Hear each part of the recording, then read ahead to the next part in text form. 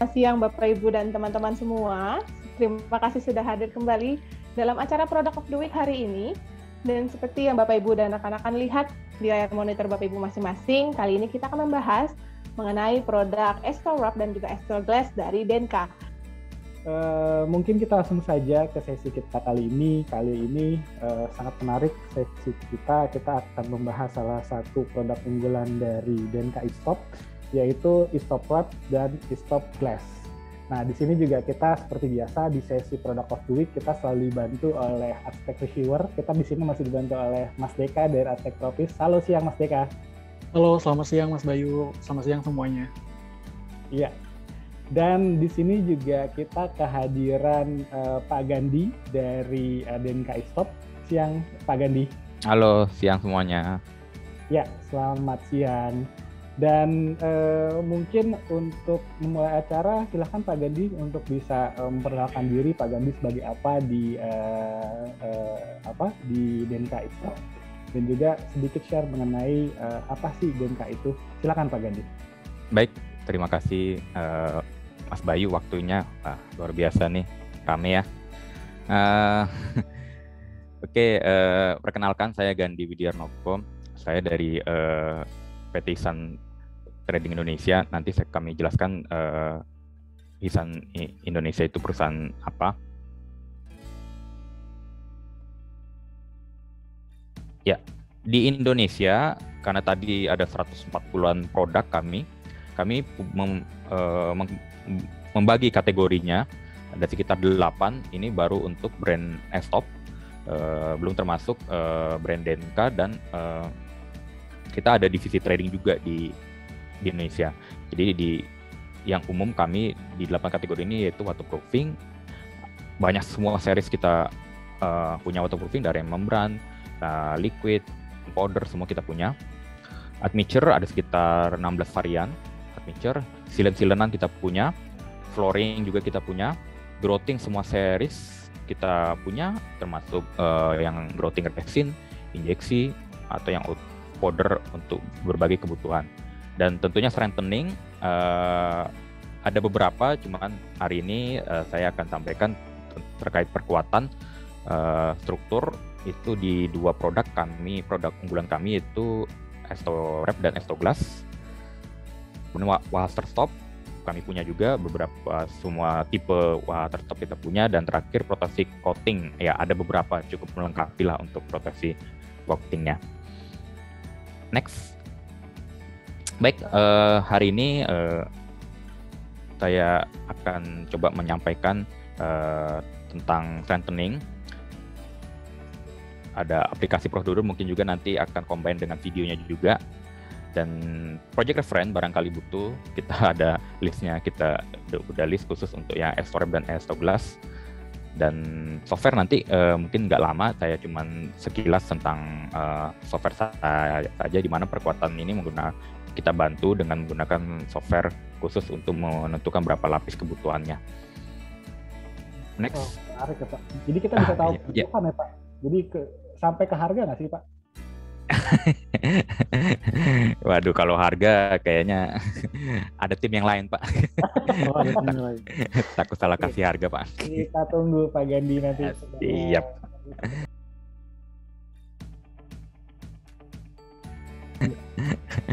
Oke, kita udah masuk ke materinya ya, untuk strengthening system ya kita sebutnya, karena ini terdiri dari beberapa komponen material. Next ya, oke. Jadi back dulu. Oke.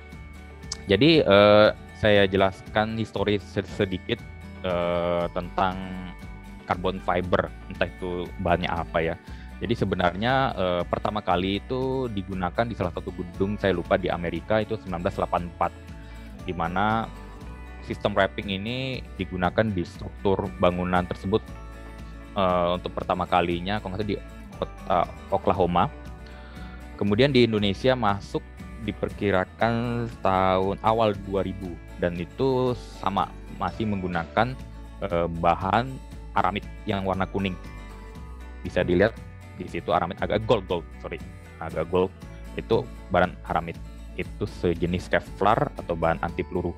Dan memang uji tesnya masih menggunakan uji balistik kalau dulu ditembak. Di Indonesia juga seperti itu. Saat itu mungkin untuk proyek-proyek vital saja di Indonesia digunakannya. Setelah 2008 ke sini itu ditemukan bahan yang lebih efisien, yaitu glass fiber yang warna putih. Glass fiber yang warna putih ini fungsinya sama, tapi pengujiannya dia nggak diuji balistik, tapi udah mulai ujinya ya pull out, compressive strength dan sebagainya. Nanti saya sampaikan setelah ini. Kemudian terakhir saya nggak tahu pastinya, tapi sekitar mungkin 2010-an ke sini lah. 2010-an ke sini itu masuk di Indonesia dengan bahan karbon. Apakah karbonnya sama dengan otomotif? Saya jawab iya. Cuma nanti aplikasinya yang berbeda. Kalau yang otomotif dia bahannya karbon yang warna hitam itu, yang wrap itu dimasukkan ke dalam mesin terus dikompres dengan laminating, bikin kap mobil sport, Lambo atau Ferrari. Kalau ini beda, nanti dia diaplikasikan di lapangan, dilapis dengan resin. Nanti kita akan jelaskan setelah ini. Jadi ya silakan. Kalau di Indonesia sendiri itu digunakan di mana sih pertamanya untuk glass fiber gitu?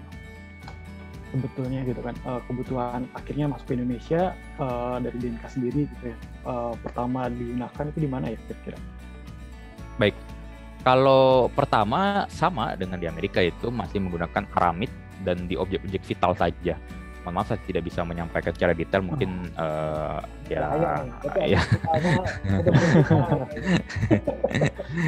mungkin awalnya Departemen Pertahanan lah yang menggunakan itu di Indonesia. Lokasi di mana saya kurang tahu juga. Nah, sejarahnya seperti itu. Jadi di dunia pun seperti itu. Kemudian ditemukanlah fiber yang lebih efisien, yang warna putih.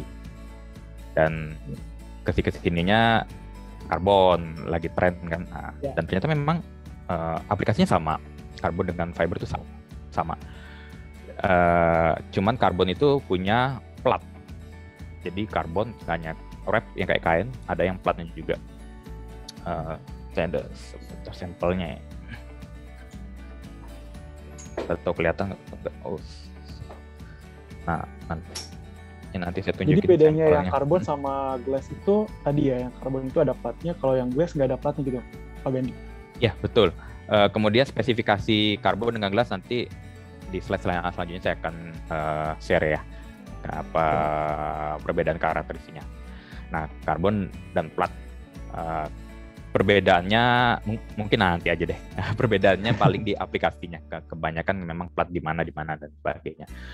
Dari semua tipe ini kami punya.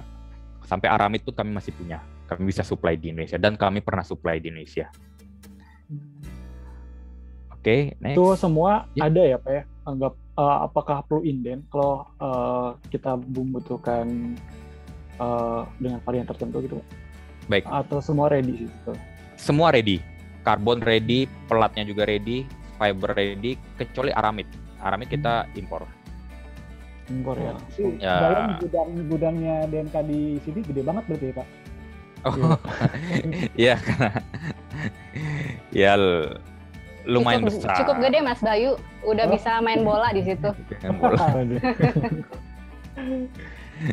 Lumayan ngos-ngosan lah kalau keliling. Oke, next.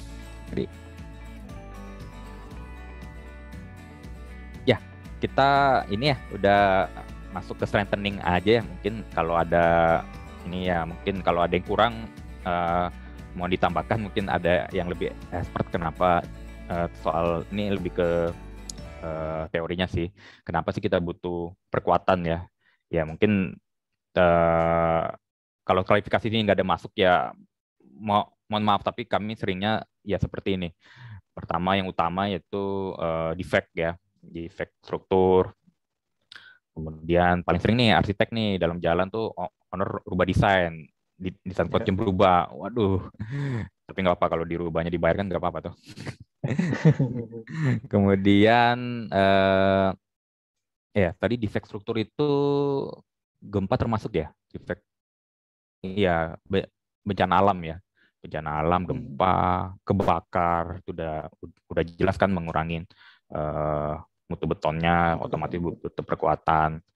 Dan yang terakhir itu biasanya nih selama konstruksi nih saya sering dipanggil nih, ya selama konstruksi berjalan kurang besi, tapi si ukurannya salah, entah ketinggalan 1-2 besi, tuh. Dan kadang selama konstruksi ngecor, tas atau di apa namanya di mockup oke, pas diaplikasikan mutu betonnya kurang, udah ngecor, pekerjaan masih harus berlanjut gitu kan, nggak mungkin kita bongkar kan setelah udah dicor. Nah itu saya paling sering, dan yang lainnya ya mungkin macam-macam lah ya. Nah, bisa dilihat korosi itu daerah dermaga, jeti dan sebagainya. Makanya kita mungkin dari klien juga biasanya nambah lantai itu jadi bisa solusi iya, nggak sih? yes, betul sekali. Saya bulan ini masih bulan kemarin ya, bulan Agustus tuh saya sekitar 3 proyek itu nambah lantai. Itu jadi Kayaknya solusi tahun ya ini, Pak ya? Iya, jadi kayak ya mohon maaf saya belum pernah di developer juga sih, tapi kayaknya selama ini di budgeting untuk dibangun, kayaknya mendingan nambah yang existing aja, nambah lantai gitu. Jadi kayaknya tahun-tahun terakhir ini banyak tuh permintaan karena kondisi seperti itu, nambah lantai. Iya betul. Karena di saya juga ada gitu. Mungkin ini bisa jadi solusi sih sebetulnya ya. Iya, betul sekali. Siap. Oke, ini tipikal aplikasinya, ilustrasi lah ya. Sebelah kiri itu pada bangunan, jadi dia openingan. Biasanya kalau kita buka void, yang tadinya nggak ada void pengen bikin void, nah cukup aplikasinya di kayak lakban aja seperti itu ya, padahal itu lebar sebenarnya. Jadi nggak perlu bikin framing, termasuk dinding shear wall, mau dibikin pintu atau jalur bukaan, itu cukup diaplikasikan dengan FRP ini. Atau aman ya Pak ya, shear wall? Belum ya, shear wall aman ya? Kami terbesar itu shear wall itu di Gedung Nusantara 1, Pak. Itu sekitar 1.600 meter. Shear wall Gedung Nusantara 1 yang sudah tidak ada lagi gambar existing-nya, blueprint-nya tidak ada karena bangunan sekitar tahun 76. Dan kami bekerja bersama konsultannya juga untuk memperkuat shear wall itu karena mau nambah lift dan tentu kapasitas anggota dewan dan timnya bertambah. Jadi harus diperkuat area tersebut, dan yang tentu spesifikasinya khusus, yaitu masih menggunakan aramid speknya, dan kami supply di sana. Itu luar biasa. Sorry, Fikri back.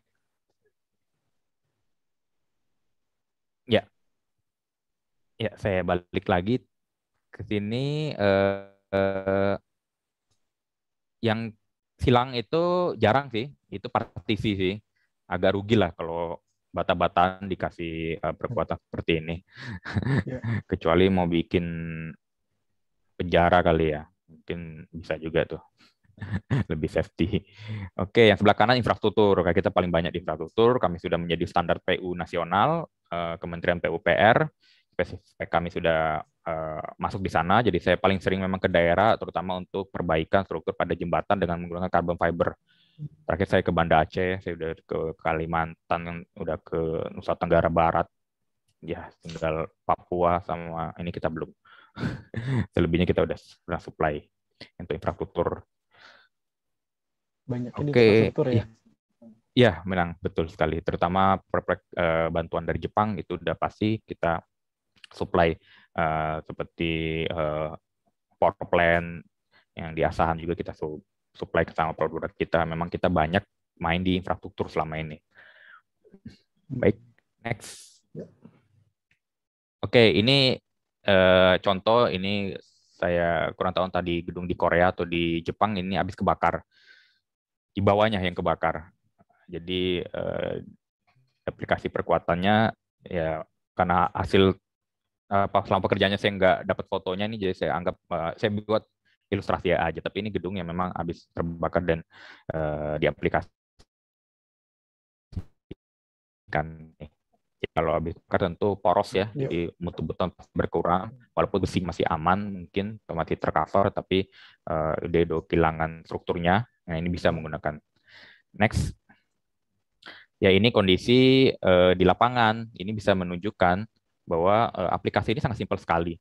Ya, aplikasi ini cukup manpower dan ya modal ember sama Roland lah istilahnya, dan Stagger tidak membutuhkan alat bantu yang khusus, tidak membutuhkan alat berat di lapangan, dan dalam kondisi gedung belum jadi, biasanya ducting udah masuk, kita bisa aplikasikan carbon fiber ini. Next. Untuk pekerjanya Pak, apakah itu ada pekerja khusus untuk mengaplikasikannya atau memang biasa kita borongan aja gitu dari kontraktor, udah ada tukang kan gitu, bisa tukang pada umumnya atau memang ada khusus Pak? Baik, sejak tahun lalu itu untuk proyek pemerintah ya, terutama ya untuk tender proyek pemerintah itu mensyaratkan harus mendapat sertifikat aplikasi dari prinsipal. Jadi otomatis kami secara rutin memberikan refreshment training kepada aplikator kami yang sudah biasa masang, tetap kita harus berikan sertifikasi. Atau yang belum pernah pasang juga memang kita training khusus. Jadi memang sudah menjadi standar di proyek pemerintah untuk sertifikasi tersebut, terutama untuk aplikasi carbon fiber ini. Jadi mungkin tidak dianjurkan untuk pegawai bangunan biasa ya Pak ya. Bagusnya memang sudah terlatih atau tertraining ya Pak ya. Ya, betul sekali. Jadi memang kita tidak anjurkan, walaupun terlihat simpel, tapi kami tidak rekomen. Tapi kami memberikan free service untuk kami trainingkan. Untuk kami trainingkan, kalau punya tim, kita akan training beberapa hari untuk aplikasi ini. Ada jumlah orang tertentu nggak sih Pak? Atau minimal berapa orang gitu untuk di-training? Atau cukup perwakilan saja? Takutnya kan kalau di lapangan tertarik gitu kan ya, seperti itu. Jadi untuk aplikasi ini saja, kalau dalam satu titik sebenarnya cukup 2-3 orang dalam satu titik. Tapi kalau ya kebutuhan proyeknya banyak, berapa titik, ya silakan di transfer ilmunya atau di copy ke teman-temannya yang lain. Nanti ada videonya berapa. Cuma menunjukkan betapa mudahnya, berapa simpelnya, tapi memang fundamental untuk mengaplikasikannya memang perlu tahu dan harus ditrainingkan. Lebih kurang seperti itu. Iya Pak. Oke, baik. Oke.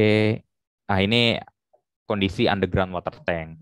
Underground water tank ini berarti dindingnya struktur ya biasanya ya, kan shear wall ya.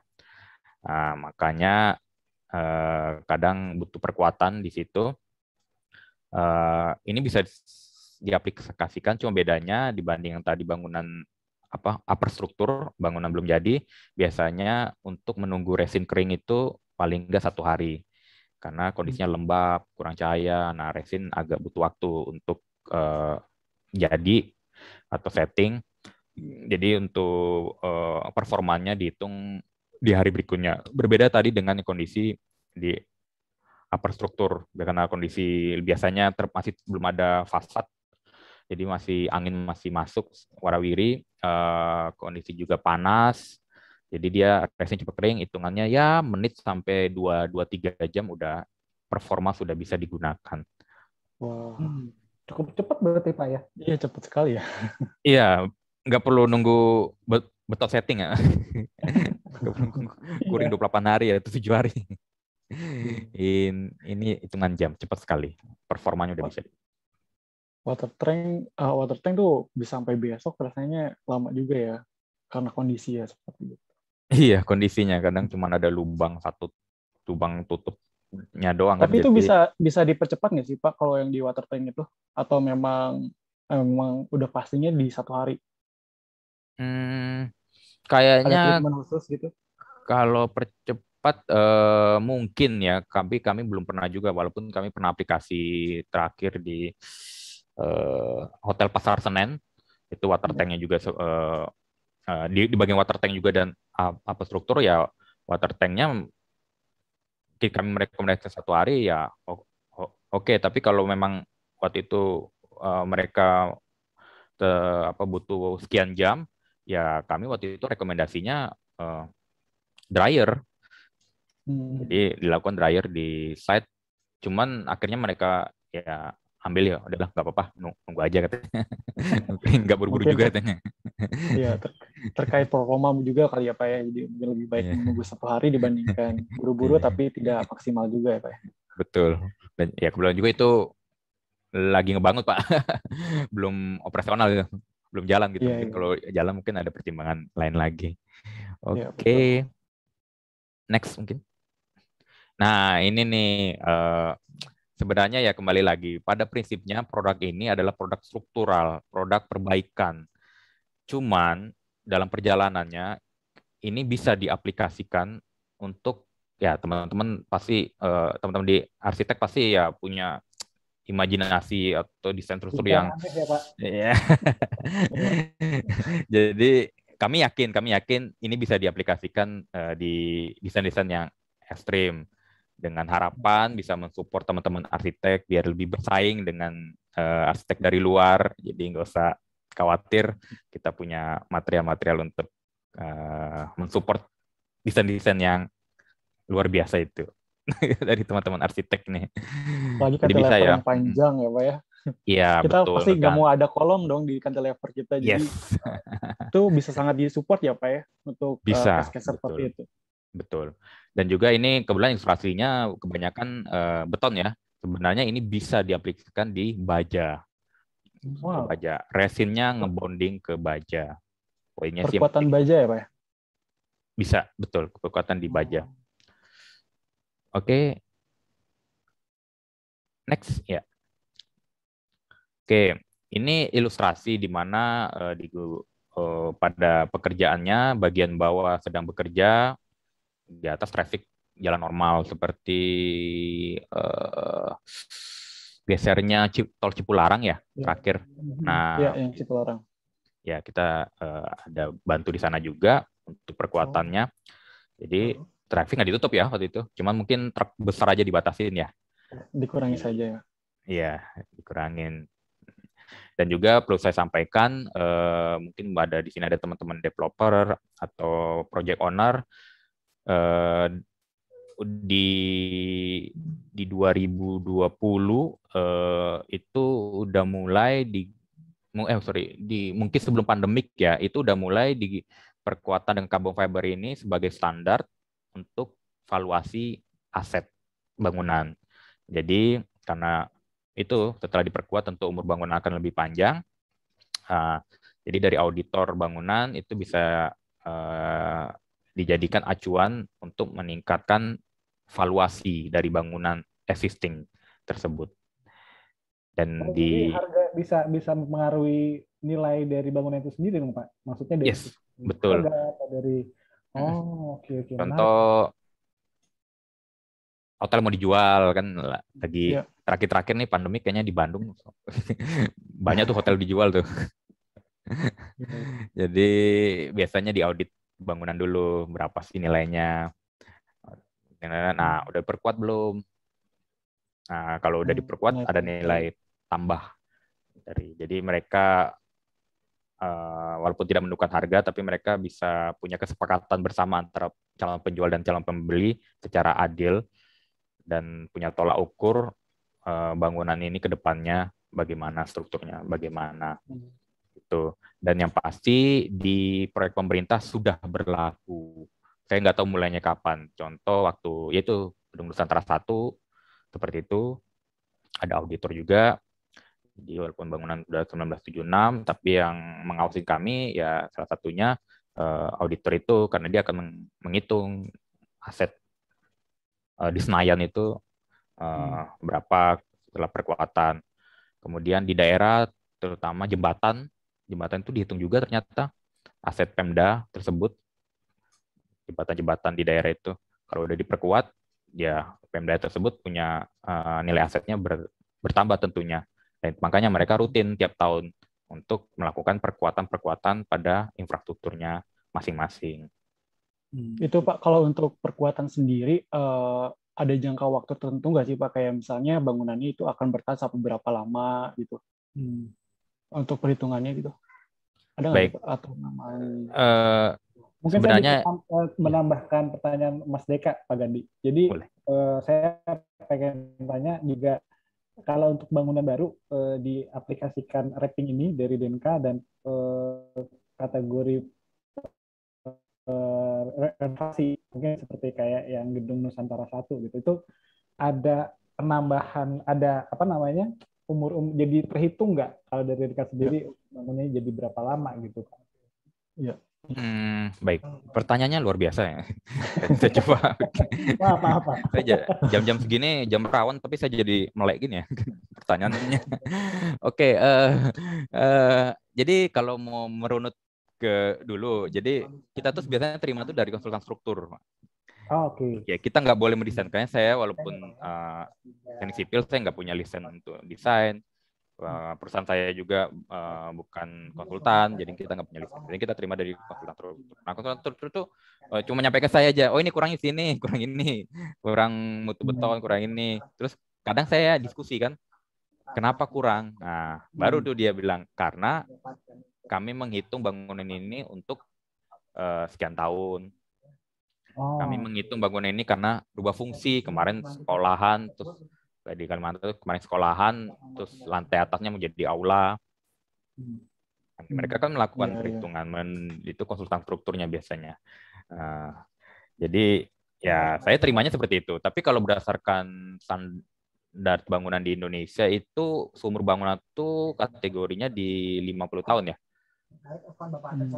50 tahun. 50 tahun kalau di luar negeri harus di krasor ya, harus dibongkar ya. Sebenarnya untuk bangunan, kecuali jembatan itu 100 tahun. Nah, kebetulan di Indonesia gedung yang 50 tahun apa ya?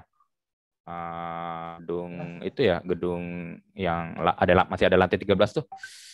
Gedung Nusantara, bukan Nusantara 1, apa yang dekat Bundaran HI itu. Oh, apa yang itu ke acara TV One. Iya. Ya, tahu Pak. Apa namanya? Wisma Nusantara. Iya. Itu dia Pak, terima kasih sekali. Nah, itu masih ada lantai 13 tuh. Nah, itu tapi belum dihancurin. Kalau di luar negeri dihancurin karena heritage. Nah, kita juga sering tuh. Kita dapat project karena bangunan tuh heritage. Ya, tentu nggak langsung di-wrap ya, karena heritage ya. Jadi kita bisa grouting dulu, injek dulu, baru kita finishing wrapping, terus camouflage lagi, tutup lagi. Nanti next-nya deh ada aplikasinya biar enak. Nah, itu saya juga pengen sedikit tanya aplikasi itu sebetulnya Pak. Tapi penjelasannya ya Pak, karena saya penasaran yang di kolom kiri bawah di kiri itu kan ada masih kayak ada rolan itunya Pak ya, wrap-nya itu. Jadi dari Denka sendiri materialnya itu bentuknya itu rolan Pak, rolan atau mungkin lembaran seperti itu sih Pak? Ya, rolan. Nah, nanti ada gambarnya, gambar produknya. Nah. Oke, saya next dulu mungkin. Ya, silakan. Ya, next. Ya, ini bukan ilustrasi, ini memang udah dipasang, ini cuma nyontoin sebelah kiri plat, sebelah kanan wrap. Jadi bedanya ya tentu dari materialnya, kedua resinnya. Resinnya dia kayak pasta yang kiri. Kalau yang kanan itu lebih liquid ya. Campuran 1:2 antara hard dengan base sama hardeningnya. Kalau yang kiri dia ya lebih kurang seperti ini. Pak, untuk itu penggunaannya sendiri, kapan sih kita menggunakan wrap sama kapan menggunakan plat? Atau bisa saja keduanya harus digunakan? Ya, baik. Kalau menggunakan wrap dan plat, di software nanti saya tunjukin sebenarnya bisa juga. Kalau posisi kolom, itu bisa di-mix. Pasang plat, terus mau di-wrap, itu bisa. Kalau pada posisi balok, itu biasanya di bawah itu lapangan, itu wrap atau plat. Jarang yang di-mix. Nah, tapi pada posisi sengkang, karena dia U, andai kata mau pasang di sengkang, ada kekurangan puntirnya atau besi sengkangnya, karena dia plat nggak bisa ditekuk, makanya hanya bisa wrap. Kemudian pada posisi plat lantai bisa wrap, bisa plat. Itu di software atau di hitungan kami ya, kami cuman merubah kebutuhannya seperti apa, walaupun nanti hitungannya berbeda sedikit. Jadi memang butuh wrap sekian lapis, kalau pakai plat sekian line gitu, tergantung owner maunya seperti apa. Tapi kebanyakan memang wrap aplikasinya, jarang yang plat. Tergantung kebutuhan ya Pak ya, tergantung case-nya gitu, di mana digunakannya ya. Iya, kebanyakan. Dan yang terakhir biasanya tergantung stok. Oh gitu. Stoknya terbatas untuk yang plat ya Pak? Atau sebenarnya plat bisa kita stok banyak Pak, cuman kadang permintaannya wrap lagi. Oh gitu. Ya kan kita nggak, Pak, kok nggak beli yang plat sih Pak? Jarang beli nih yang plat kan? Kita nggak mungkin gitu. Kita baca spek, wrap lagi, yaudah nggak apa-apa, kita hitungin. Jadi lebih populer atau lebih laris yang iya, lebih populer yang wrap plat. Mungkin pengaplikasiannya juga lebih gampangnya wrap kali ya. Ya atau betul. Sama saja sih? Sebenarnya dua-duanya perlu di chipping, tapi kebanyakan wrap itu orang nggak chipping. Kalau plat memang harus di chipping, biar dia ngebondit dengan struktur existingnya. Ya kedua biar flat lah, biar nanti finishingnya kan. Iya, karena plat ada ketebalan 1, sekian mili. Kalau wrap tipis tapi banget. bisa di bend juga nggak sih Pak kalau untuk yang plat itu Pak? Iya, tadi di blendnya paling di kolom biasanya. Oke. Kalau yang di sudut-sudutan ekstrim kayak yang lancip-lancip itu lebih baik memang disarankan pakai yang wrap ya Pak? Iya, sebenarnya nggak saran juga, karena sudutan itu yang lancip harus harus di chipping ya, biar dia nggak tajam, agar kedepannya lebih awet aplikasinya. Cuman posisinya nanti saya tunjukin di nextnya ilustrasinya kenapa kok kolom pakai plat gitu. Ya prinsip sipil aja sih, nanti saya mungkin nextnya masih ada lagi. Oke. Ya next Mas. Ya ini ilustrasi kita banyak kita di pekerjaan air ya. Kena air, kena korosi, kita banyak menggunakan ini juga. Walaupun sebelum pekerjaan itu kita biasanya repair dulu dengan grouting, baru kondisi oke, platnya, strukturnya baru kita aplikasikan dengan wrap.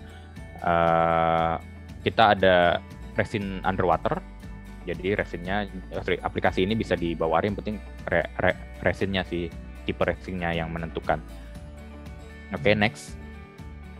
Itu diaplikasikannya ketika memang ada airnya Pak? Gitu? Atau enggak, tetap kering ya Pak? Iya, dalam airnya. Dan biasanya nggak sampai pondasi bawah sih. Okay. Jadi pada saat surut baru aplikasi, kan resinnya cepat kering juga kan. Pasang udah aman, bisa. Baik. Oke, ini perbedaan. Nah, ini perbedaan karakteristiknya atau physical properties-nya. Yang karbon dengan yang fiber. Aramid saya nggak masuk ke sini karena jarang banget. Dari angka-angka ini terlihat tensile strength-nya berbeda. Kalau yang carbon fiber dia 4.900 MPa atau Newton per milimeter persegi. Kalau yang glass itu 3.400. Dalam kondisi kering, wrap-nya saja dry. Dua-duanya udah terlihat berbeda. Nah, yang unik di karbon itu, di fibernya, satu helainya itu sama dengan satu ikat. Berbeda dengan gelas. Kalau gelas mungkin separuhnya, satu helainya kekuatannya atau tensile strength-nya. Kemudian fiber modusnya juga sama, dia berbedanya cukup jauh. Dan yang terakhir, yang digunakan atau sudah teraplikasi dan umumnya dites, yaitu komposit tensile strength-nya. Udah kondisi basah, sudah kena resin, udah ter-apply. Nah, itu pasti drop tensile strength-nya. Contoh karbon dari 4.900 ke 950. atau plus minus 90. Kalau di gelas drop banget di 575. Tapi bisa dilihat setelah teraplikasi kadang kebutuhannya setelah dihitung pun jadi 2. Kalau wrap dengan gelas butuh 2 lapis, kalau karbon kadang saya ngitungnya butuh 1 lapis. Walaupun harga di pasaran memang atau harga di kami gelas memang lebih murah dibanding karbon. Tapi kalau kami hitung biasanya bisa seperti itu karena terlihat dari angka-angka kompositnya. Nah ini perbedaan karakteristiknya si material. Bedanya berapa sih Pak? Maksudnya kayak perbandingannya itu 2 kali lipatnya atau 3 kali lipatnya gitu? Ya, 2 kali lipatnya. Karena di sini kan tensilnya aja 950 karbon, dia di gelas kan 575. Kalau 575 dikali 2 tuh 1100, nggak jauh beda dengan 950. Jadi bedanya 2 kali lipat. Di kadang karbon 1 lapis, gelas bisa 2 lapis. Tapi sebaiknya saya diinfo kalau memang udah ada speknya, jangan salah info gitu. Saya butuh ini, butuhnya berapa lapis. Udah dihitung karbon, udah kirim. Pak sorry, gelas ternyata speknya. Lah hitung lagi. Dan pasti berbeda. Iya harus jelas. Tapi kalau umpama nggak tahu Pak ini speknya karbon atau gelas, ya ngikut Pak Gandhi saja. Ya sudah, biasanya saya ngitungnya pasti acuannya karbon. Karena saya lebih bukan confident, lebih yakin dia performanya lebih baik gitu. Karena terlihat dari data ini. Pak, untuk pengaplikasian di lapangan ya, saya pengen tahu tuh untuk perkuatan. Itu jika memang sudah diperkuat, apakah bisa diperkuat lagi? Atau bagaimana Pak ya? Maksudnya kayak jika kolom sudah diperkuat dengan warp, itu bisa ditambah lagi atau dikelupas dulu baru dipasangkan yang baru gitu. Misalnya mungkin kolom pakai gelas, lalu kita pengen ganti nih pakai karbon karena memang segi kekuatan dan ketipisan lebih tipis ya. Bisa nggak sih Pak? Baik. Contoh mama existingnya nggak di cover ya, maksudnya masih terekspos di resinnya ya. Ya.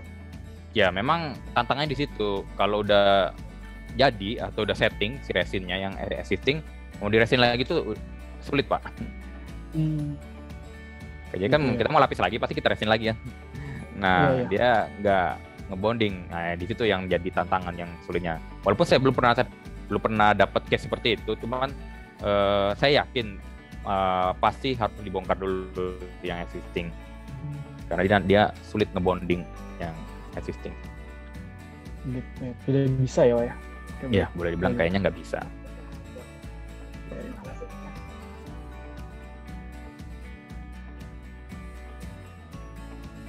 Oke, bisa next. Nah, ini tadi jadi ada 2 ya. Resinnya juga dari ISOP juga provide ya Pak? Yes, kita provide semua komponen-komponen sistem ini. Ada resinnya, ada primernya juga kita provide. Oke. Nah, ini yang di sebelah kanan, maaf Pak, saya jadi ada pertanyaan. Ini ada beberapa warna ya Mas Deka? Ada hitam, coklat, agak kehijauan. Itu apa bedanya Pak? Kalau boleh tahu Pak? Wah ya, ini fotonya terlalu tinggi sih sebenarnya, agak ke bawah dikit kita. Ini mockup kami lah. Di bawah itu istilahnya beton yang kita primer. Jadi udah di primer paling bawah. Ya mungkin warnanya nggak jauh beda dengan beton karena primer kan kayak kayak cat minyak mungkin ya, transparan gitu, agak kuning-kuning dikit gitu. Nah kemudian aplikasi cardboard fiber ini kebetulan yang resto wrap ya, warna hitam. Jadi setelah di primer itu di resin, habis itu pasang wrap, harus tutup resin lagi, harus tertutup, jangan sampai keluar serabut-serabutnya sama sekali. Baru terakhir ini option. Terakhir itu option itu bisa ini contoh kita ada Stotec MMA itu untuk cat dasarnya, baru cat apa aja silakan. Kemudian kalau ini ngebonding dia antara resin dengan Stotec MMA, dia ngebonding. Jadi cat A berikut cat top top coatnya apa aja udah nggak ada masalah.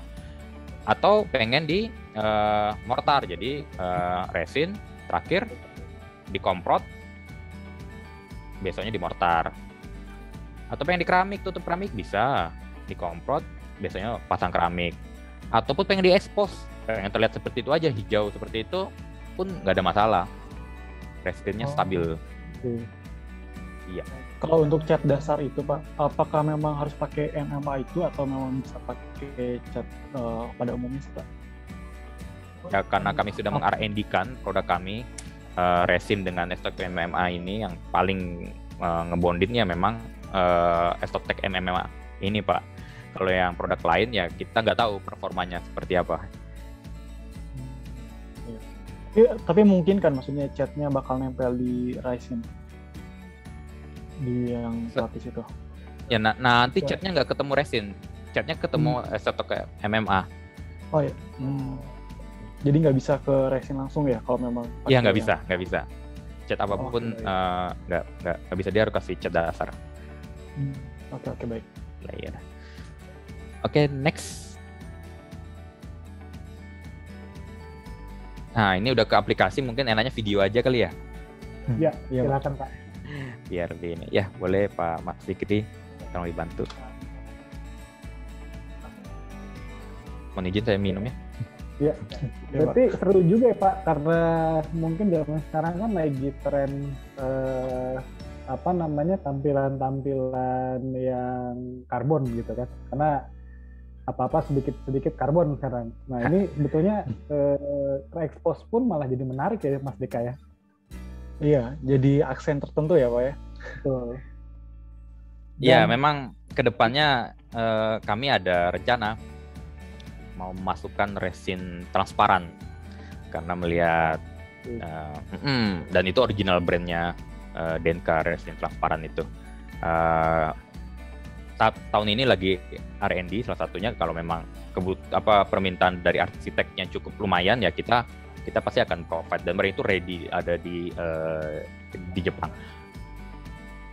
Di Jepang juga sudah digunakan Pak itu untuk betul.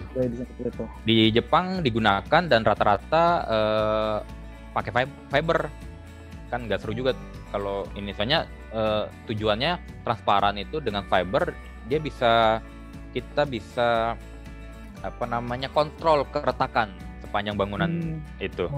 Dia pakai fiber. Tapi kalau tujuannya adalah expose karbon itu ya berarti kayaknya yang kontrol keretakannya bisa diabaikan dulu karena lebih ke style kan.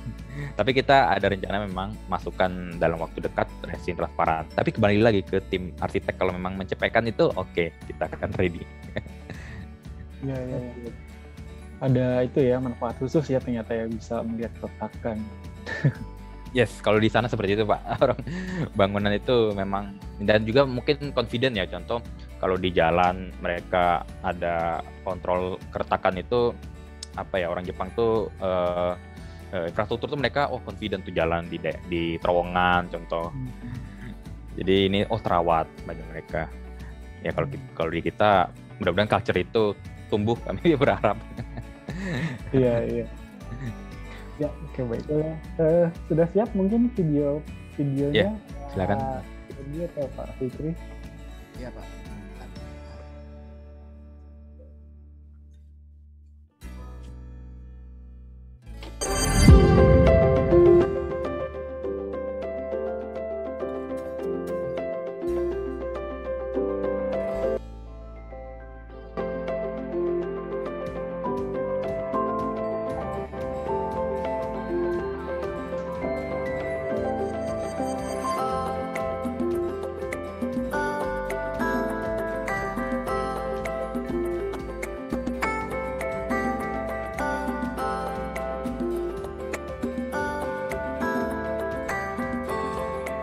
Iya, kayak bahan baju gitu ya Pak? Ya, elastis banget jadi kalau diaplikasikan dibanding konven kalau struktur baja atau jacketing sistem. Ini digunting pakai gunting biasa gitu Pak ya? Yes, betul. Wow. Kalau dia belum jadi komposit, Nah, itu kayak baju lah, gunting biasa. Tapi kalau udah jadi komposit, jangan harap, Pak. Mata bor aja bisa rusak mungkin. Wah, mata bor bisa rusak tuh bener-bener kuat ya Pak ya? Betul.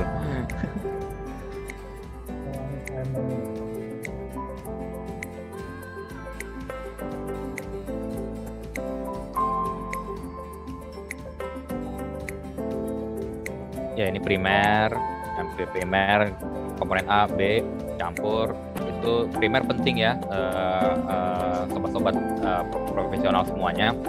Karena tadi setelah di chipping, ya untuk nutupin pori, kemudian untuk menghilangkan debu tentunya. Nah, primer ini kita aplikasikan, setelah kita primer mau lanjut ke resin, dia jangan sampai kering, jangan sampai setting, jadi agak lengket-lengket jari gitu. Nah, baru masuk ke resin. Nah, tapi ini tahap primer, tahap yang cukup penting dalam aplikasi wrap ini. Apalagi pekerjaannya kebanyakan memang di langit-langit biasanya, gantung. Untuk cairannya Pak, ada yang berbahaya nggak sih Pak? Jangan sampai kena kulit atau gimana gitu? Ya, untuk kita ada MSDS-nya. MSDS-nya untuk safety-nya, jadi masuk kategori 4 ke kulit. Jadi paling ya harus cepat dibersihkan lah, gatal-gatal saja sedikit. Oke. Saya baru paham tadi kan di slide sebelumnya yang digambar itu ada beberapa warna ya Pak. Iya. Terus ada kehijauan sama agak hitam. Oh ini proses dari sebelum di wrapping. Ya, resin, kita masuk ke resin setelah di primer. Resin ini sangat penting dalam struktur. Jadi dalam satu sistem ini tidak hanya wrapnya saja, tapi resin penting karena resin selain fungsi sebagai bonding, ya sebagai lemnya, dia juga menentukan strukturnya. Dan wrap tadi ngebentuk strukturnya. Maka dari itu kami resin khusus kami impor dari Korea. Resinnya kami resin Korea. Kami tidak pakai resin lokal atau dari yang lain. Nah, ini tinggal diaplikasikan wrapnya. Jadi jangan sampai setting ya. Ini kalau masih agak basah, nah oke langsung. Jadi tadi temannya lagi motong, yang satu temannya lagi ngeresin. Atau dipotong-potong dulu, pas ngeresin, udah ngeresin baru. Nah, dan terakhir saya ingatkan kembali betapa pentingnya primer juga, karena kalau primernya nggak rata, resinnya boros, nyerap nanti ke dalam struktur existingnya. Contoh pada kolom biasanya. Makanya primer itu penting. Nah, kalau resin sangat penting karena lebih mempengaruhi pada kekuatan struktur juga. Ditekan, di rollnya tekan untuk menghindari lubang udara. Oke. Ya, tadi udah ditutup resin lagi. Nah, ini terakhir pilihan, bisa iya bisa tidak. Kalau mau dicat nggak usah dikomprot. Kalau mau di mortar ya dikomprot dulu, paling besok kita mortar atau mau di keramik.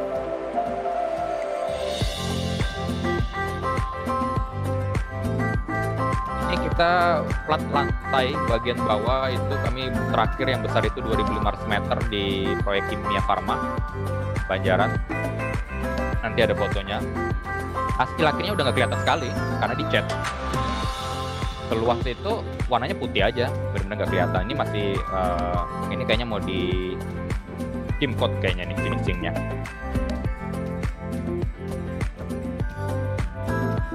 Ya itu tadi sekilas aplikasi di plat lantai dan balok. Oke. Kembali lagi ke presentasinya tadi, Mas Fikri. Jelas sekali ya Pak videonya. Oke, tinggal sedikit lagi slide-nya.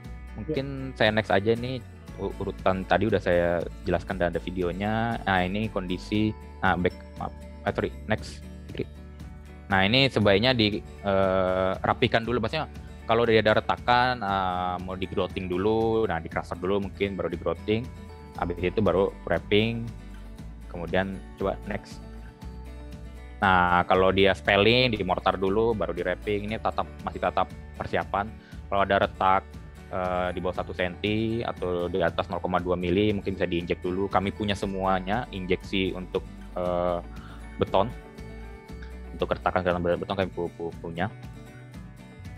Next. Ya, di gerinda biar agak ada gigitan, kayak tadi kan di crusher, di chipping, biar ada gigitan juga, rigid, dan lebih ngebonding nantinya. Kemudian kado sudutan,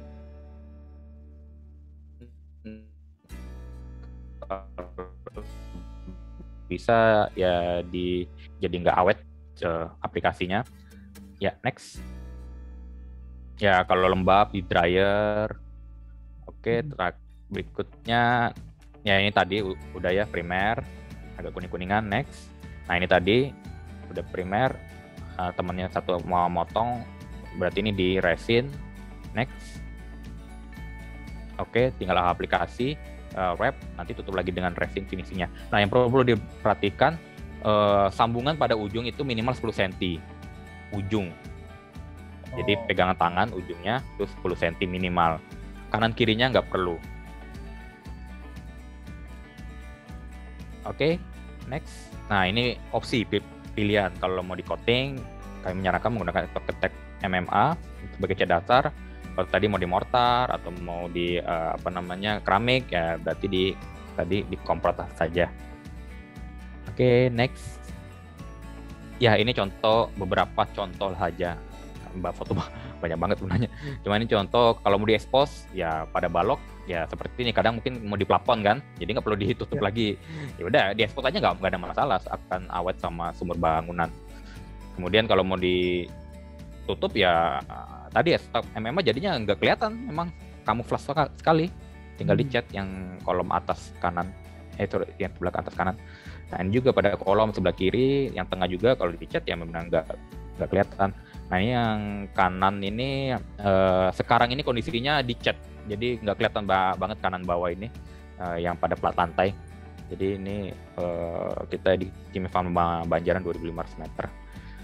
Oke, next. Nah, suka tanyakan ya, tesnya apa sih? Nah, jadi material ini kalau udah terpasang biasanya diminta tes tuh salah satu. Nah, tes itu ada 3. Bisa pull out test, yang paling sering kalau di site. Nah, ada tensile strength, ini materialnya ditarik, udah komposit. Nah, itu biasanya di lab pihak ketiga kami juga bisa, cuman kami nggak boleh karena kami prinsipal nggak boleh tes di tempat sendiri kan. Nah, biasanya kami di LIPI ya, di beberapa kampus bisa. Dan gimana? Di Puskim Bandung? Ya, Puskim Bandung, ini di LIPI nih ya. Puskim, Polban, TB Bandung, Unjani juga ada. Kemudian compressive strength atau loading test, ini di site biasanya setelah diaplikasikan. Nah, kalau yang ada laptop itu memang posisi di bawah, jadi dipakai sensor dari bawah. Kemudian yang sebelah kanan itu orang yang lagi di atasnya, jadi tumpukin sama saksemen. Nah, yang bawah itu kalau di lab biasanya kita buat penelitian, mahasiswa S2 biasanya buat penelitian juga kita support untuk tes-tes. Nah, yang paling banyak memang diminta kalau proyek-proyek pemerintah, kemudian PUPR itu pull out test. Walaupun pull out test itu sebenarnya untuk bonding si resin, nggak terlalu berhubungan dengan ininya. Yang kedua biasanya tensile test, tapi ini by request, by owner, dan aplikasinya atau tesnya juga tidak boleh dari kami, tidak boleh dari prinsipal, itu biasanya ya aplikator kami dengan ownernya, kesepakatan mereka. Nah, itu tes-tesannya ya. Oke, next. Baik, kita masuk ke kesimpulan sedikit. Dapat saya simpulkan kenapa menggunakan carbon fiber dibanding konven kayak jacketing atau struktur rangka baja untuk perkuatan. Yang pertama, karena tipis. Jadi tipis, otomatis di berikutnya dia bisa diabaikan beban sendirinya. Kalau kita menggunakan jacketing atau struktur baja, tentu kita harus menghitungan setelah diperkuat, malah dia ngebebanin gitu kan yang FCC-nya. Kalau ini kan nggak, bisa diabaikan. Kemudian non-corroding, jadi kita udah sering daerah pantai, daerah laut, aplikasinya dia tidak bereaksi dengan korosi. Aplikasi cepat ya, tadi udah dilihat kan, sangat cepat, hanya menunggu resinnya kering. Lamanya menunggu resinnya kering, itu pun hitungan menit sampai jam. Jadi sangat cepat sekali. Kemudian on-site measurement, jadi nggak perlu prefabrikasi, nggak perlu nyeting-nyeting di pabrik, bawa ke lokasi, nggak usah, bawa aja semuanya, komponen material tadi, langsung aplikasi, langsung potong di lapangan. Jadi sangat efisien, non-intrusif. Dan yang terakhir, kita support, kita bantu, kita berikan free service untuk kita bantu hitungkan berapa banyak kebutuhannya, berapa banyak jumlah lapisnya. Tapi kalau luasan nggak bisa, karena software kami nggak bisa masukin luasan. Jadi software itu hanya untuk berapa banyak kebutuhan yang dibutuhkan, berapa lapis dibutuhkan, berapa line kalau pakai plat yang dibutuhkan pada titik tersebut, entah itu balok, kolom, atau plat lantai. Oke. Next. Ada garansi nggak sih Pak kalau untuk produk? Oh ya, back dulu, coba, sorry. Nah, garansi itu kami biasanya di project memberikan, bukan kami ya, maksudnya kita itu biasanya diminta 2 garansi, yaitu garansi produk dari kami. Nah, berdasarkan ICI 440-2R, karena ini mengacu ke ICI 440-2R, itu sebenarnya sumur bangunan atau 50 tahun, cuman karena kami manufaktur, yang nggak sampai selama itu juga gitu. Itu ICI itu mengacu untuk desainernya, garansi si desainernya. Tapi kalau di produk itu dia di 30 tahun garansinya.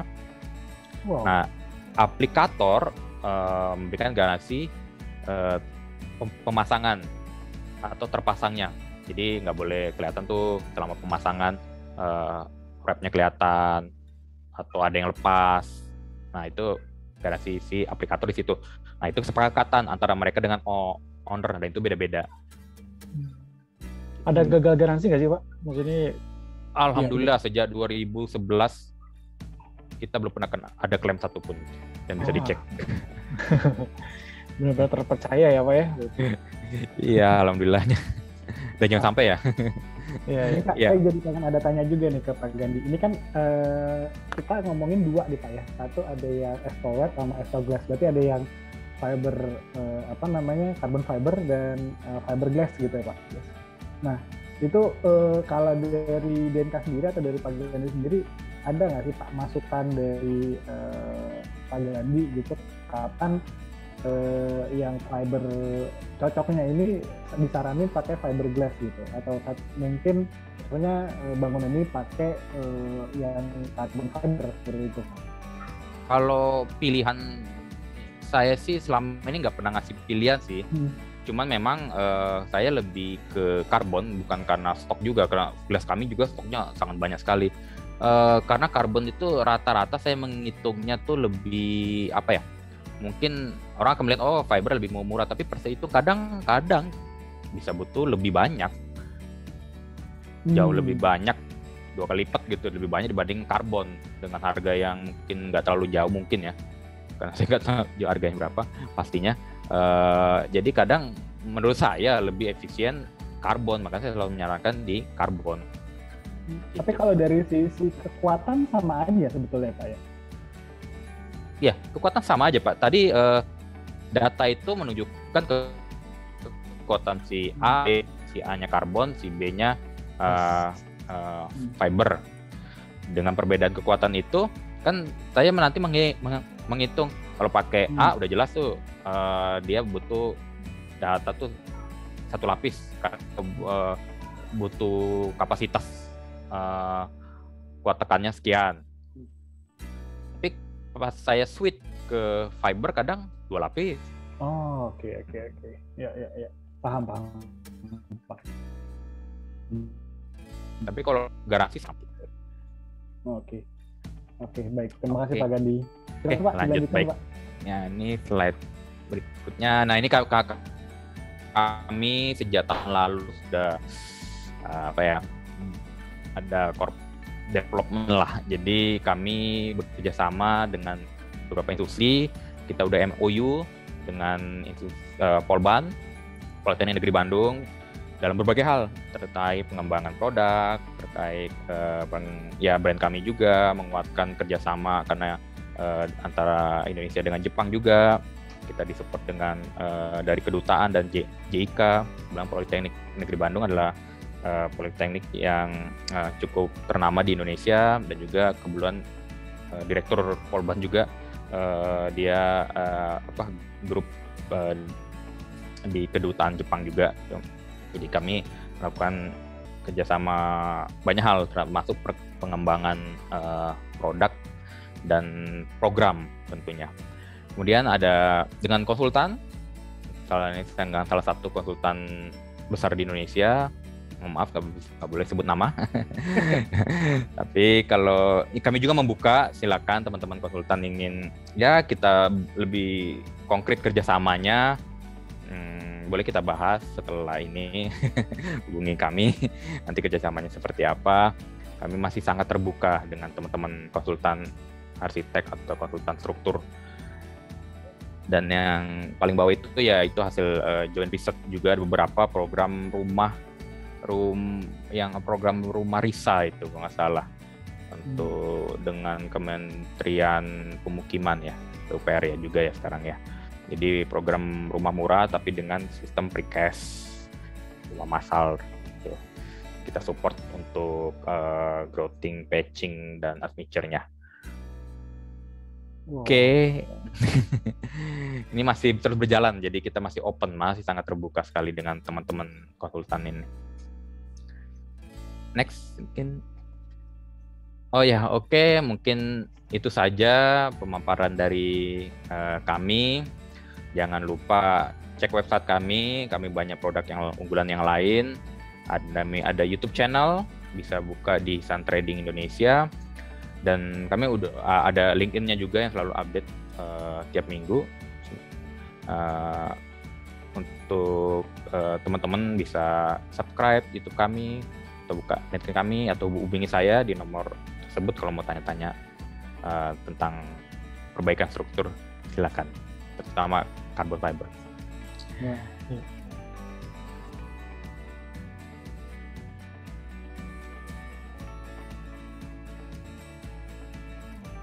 Jadi di sini juga udah ada pertanyaan yang banyak dari teman-teman partisipan. Mungkin saya akan bacakan dulu, Mas Deka, mohon izin. Saya akan bacakan dulu pertanyaan untuk Pak Gandhi. Yang pertama pertanyaan dari Pak Aloysius Widianto dari Pak Iwan Kustiawan dari Jasa Ferry Pratama. Di sini beliau ada dua pertanyaan, Pak Gandhi. Yang pertama, untuk memproteksi struktur beton atau baja di daerah pesisir pantai yang punya udara yang berbeda dan sensitif, tipe dan bahan apa yang direkomendasikan, Pak? Kemudian yang kedua, apakah ada perlakuan khusus untuk perkuatan struktur untuk bangunan heritage? Silakan, Pak. Ya, kalau poin pertama mungkin saya bisa dibantu sama Bu Dewi kali ya. Kayaknya ini nggak ini lebih ke produk kita yang lain kayaknya ini. Ya, mungkin Bu Dewi boleh. Silakan, Bu Dewi. Oke, saya coba baca yang nomor 1 ya. Jadi, jadi memang kalau untuk memproteksi struktur beton atau baja, intinya sih memang produk ini adalah untuk strengthening. Nah, kalau misalnya memang kondisi kita sebenarnya sudah banyak aplikasi untuk yang area-area di JP dan juga jembatan yang memang di lokasinya adalah di pantai. Dan juga kita juga punya produk yang resin underwater-nya. Jadi kalau tadi dibilang kalau misalnya memang kolomnya sampai ke bawah yang harus diaplikasi, harus di strengthening. Nah, kita biasanya menggunakan resin khusus. Jadi resinnya underwater. Aplikasinya pun juga harus di underwater. Jadi nanti si aplikatornya masuk ke bawah, ke underwater, tidak harus menunggu sampai pasang ya, jadi atau harus menunggu surut. Nah, itu kita bisa langsung aplikasi, dan si resinnya ini juga memang bisa langsung diaplikasi dan menempel dengan kondisi yang di dalam air, jadi bisa langsung menempel secara sempurna, seperti itu sih. Dan kekuatannya tidak berkurang ya Bu ya, walaupun dia di dalam air gitu ya? Iya, betul. Karena memang sebenarnya epoksinya khusus, epoksi untuk yang underwater, epoksi yang di dalam air, dan juga dibantu dengan strengthening-nya sendiri atau si carbon wrap-nya itu sendiri. Tapi carbon wrap-nya tetap dengan tipe yang sama ya? Betul, untuk carbon wrap sama. Jadi sebenarnya aplikasinya itu kita aplikasi di atas dulu. Jadi pakai resinnya ditempelkan di permukaan si betonnya. Lalu kita di atas kita kasih resin lagi ke permukaan si carbon wrap-nya. Lalu si perenang atau si aplikator turun ke bawah air, lalu dia merep secara sempurna ke permukaan yang akan diperkuat. Nah, biasanya karena arus di bawah air itu kan lumayan kenceng ya, biasanya kita bantu dengan ada wrapping plastik yang khusus untuk menunggu supaya si epoksinya ini atau epoksi underwaternya supaya set secara sempurna dulu. Nah, biasanya kita tunggu sampai 24 jam, keesokan harinya si wrapping plastiknya kita bisa buka dan dia sudah menyatu dengan sempurna ke si material existing atau si betonnya yang sedang diperkuat, seperti itu. Oke, baik. Semoga cukup menjawab Pak Iwan. Dan untuk pertanyaan kedua dari Pak Iwan, apakah ada perlakuan khusus Bu mengenai perkuatan struktur di bangunan heritage? Nah, Pak Gandhi mungkin nih, Pak Gandhi. Ya, silakan. Terima kasih Bu Dewi. Kita lempar-lemparan aja nih Mbak Dita. Nggak apa-apa Bu. Yang penting kan diserahkan ke ahlinya. Kami dibilang ahli. Oke, terima kasih. Pertanyaan saya coba jawab ya. Yang nomor 2 tadi itu, jadi bangunan heritage itu kan tantangannya itu selalu kita ketemunya ya biasanya mutu betonnya yang berkurang. Nah, kita hammer test dulu pastinya. Dia minimal berdasarkan ICI 4402R itu minimal K175 bisa aplikasi dengan carbon fiber. Jadi kalau mutunya di bawah K175 kita nggak rekomendin, mendingan di grouting dulu, baru bisa diaplikasikan dengan carbon fiber. Tapi kalau dia masih memenuhi, kita lihat kondisi surface, apakah ada retakan. Kalau retak rambut, retaknya 0,2 sampai 1 cm, kita ada injeksi Estobond EP10, bisa diinjek dulu. Tapi kalau dia cuma retak rambut di bawah 0,2, itu sebenarnya ketutup sih dengan primer juga, jadi nggak ada masalah. Tapi yang penting hasil hammer testnya itu yang paling menentukan apakah di bawah K175 atau di atas. Tapi kalau tadi di atas, surface-nya oke, bisa langsung di wrapping. Perlakuan khusus sebenarnya nggak ada, tapi kita memang harus mengecek struktur secara keseluruhan. Yang menjadi menarik menggunakan carbon fiber ini karena seperti yang saya bilang, tidak ada beban sendirinya. Ya, artinya pada saat diaplikasikannya, kalau kondisinya safety, aman, tidak ada gangguan yang dari sisi beban yang lain, ya oke, bisa langsung bisa langsung dia perform. Tapi kalau dengan konven kan tentu itu tadi bangunan heritage itu agak sensitif, daerah-daerah tertentunya harus dicek lagi, jangan sampai kita perkuat malah lemah di tempat lainnya. Itu sih poinnya paling kalau di daerah atau bangunannya heritage. Terutama biasanya pastikan kembali apakah akan alih fungsi bangunan juga. Karena kalau alih fungsi bangunan, kita harus hitung dulu. Ya.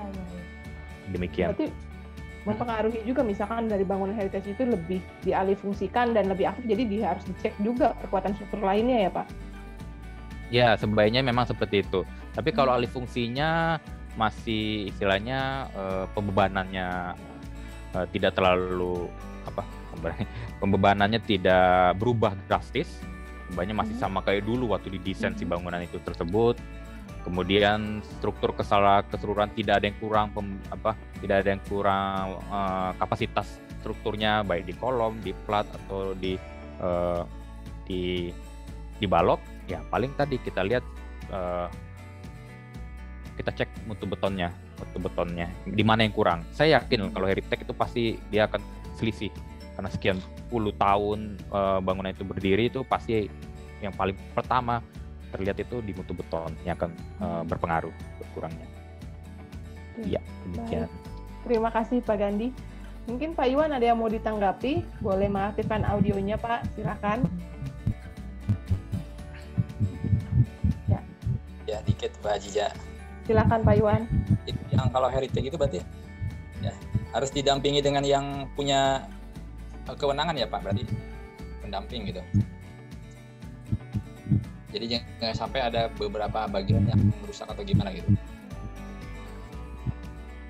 Oh, maksudnya punya kewenangan tuh owner mungkin ya? Atau? Ya betul.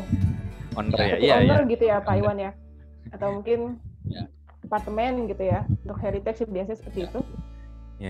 Ya sepengalaman saya kalau bangunan Heritage itu tantangannya itu udah nggak ada gambarnya lagi. Nanya ke siapa nih? Nanya ke owner, nggak ada bangun, saya nggak tahu gambar apa blueprintnya atau apa itu yang memang jadi tantangan. Makanya biasanya teman-teman konsultan struktur yang dipanggil biasanya untuk menghitung struktur bangunannya. Saya kasih contoh lah, yang paling dekat itu terakhir tuh proyek Sarinah. Kami ada tender di sana. Itu Sarinah itu tahu sendiri ya, tahun berapa? Dan sekarang lagi renovasi full ya. Dan itu semuanya diperkuat.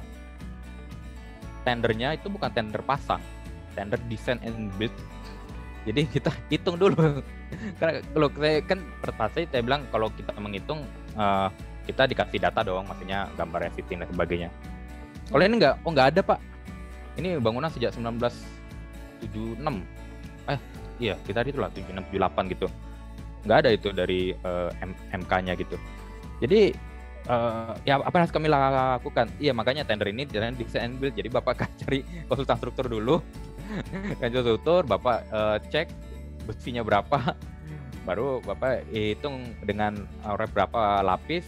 Nah, Bapak kasih penaruhan harganya, walaupun bukan saya karena aplikator saya maksud saya yang ikut tender, kan kami pabrik nggak ikut tender gitu.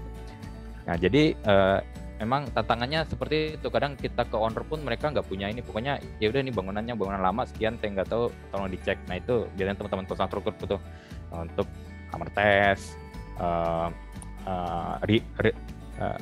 rebar check, besi existingnya yang masih bagian dalam, baru dihitung pembebanannya. Nah baru di mana ada yang kurang, oh di sini kurang 1 besi, 2 besi, baru kita bisa diinfo. Oke Pak, bisa nggak dengan carbon fiber berapa lapis? Oh Pak, ini mutu betonnya harusnya sekian, saat ini kondisinya sekian. Nah berapa lapis Pak kira-kira kebutuhan mutu betonnya? Itu kita biasanya dari teman-teman konsultan struktur sih yang ngasihnya. Ya demikian pengalaman saya selama ini. Baik, gimana Pak Iwan? Semoga cukup menjawab jawaban dari Pak Gandhi. Bu, makasih. Baik, terima kasih Pak Iwan.